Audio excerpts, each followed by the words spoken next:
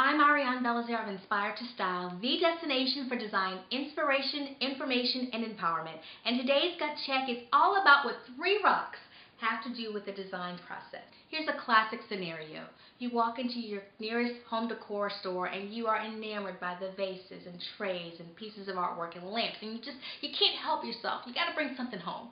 And you do. You bring loads of stuff home and you think, this is the solution. This is exactly what I need to make my space look like the picture I saw on Pinterest.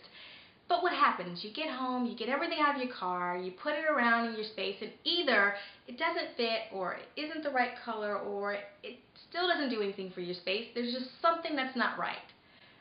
This is what I like to call the classic shiny object scenario, meaning you get distracted by all the shiny objects and you focus on those things and you think that's what you need to develop your design plan around. And that is actually the backwards way to do it.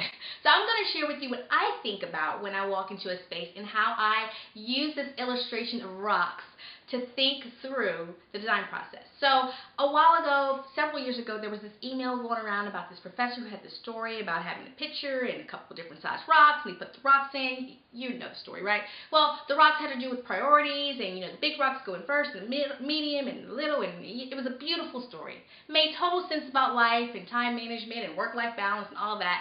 But I think that that story still applies to design. I'm going to show you how. So let's start with the big rock. Here's your big rock when you look at your space. What do you think this big rock represents? For me, it's the biggest percentage of your room, and that means your walls and your floors.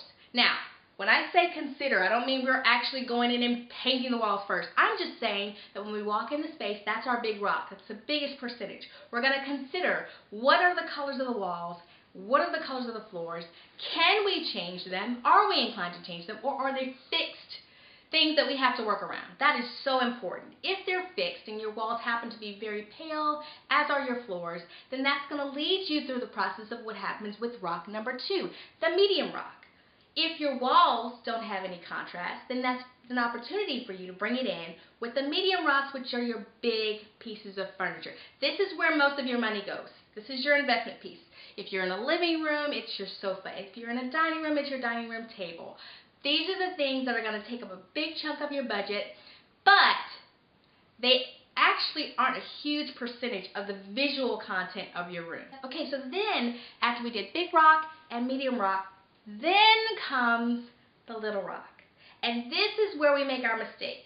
We start here, just like that man in the story started with all the little rocks and so many more fit in. Yeah, that's right, but the big rocks didn't get in. So if we start with that piece of artwork that we found, right? Beautiful, but what if it doesn't match our wall color? Or what if we spent all of our money on the little things and now we don't have the money for our sofa or the right sofa, so we have to cheat ourselves?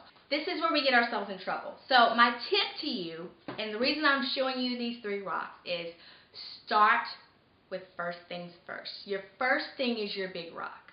Look at the envelope. Ceiling, wall, floor. Can we change them? Should we change them? Then move on to your medium. Invest in the biggest, most important pieces of furniture that will serve the function of that space. After those big pieces have been invested in, then you're going to go ahead and have fun with the accents. And you'll know, because your big pieces are placed, now you'll know what accents you need. You won't feel like you just need fillers or just things to have things. You'll know the proper placement. Now, all of this is said, obviously these 3 rocks aren't floating out into space. The rocks are pulled together by the picture. And for me, the picture represents the plan. I say it all the time. You get tired of hearing me saying it. I'm sorry, I'm going to say it again. The plan is important.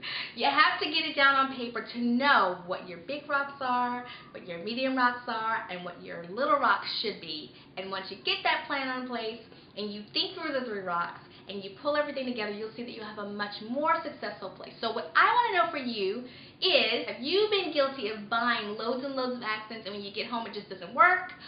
Or even, I would love to know, is this something that you've considered? Is this the way you approach your space? Do you think of it in those 3 big general categories, or do you have a more nuanced approach? Would love to hear from you, and I will look forward to talking to you more in future episodes about how we check that gut and start trusting that gut as we style our spaces.